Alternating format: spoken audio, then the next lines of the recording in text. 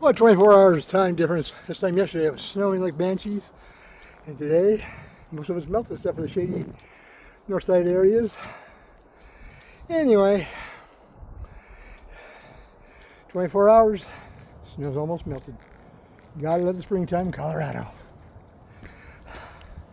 Later, walk around some more. Show you around the Red Heights Park.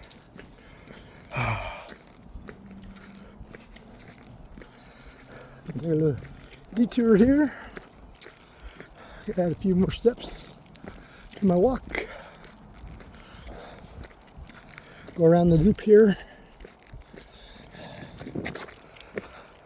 My brother walking his doggy happy. My one walking his doggy happy. I'm walking my Sophie. Later. I think spring has sprung, guys.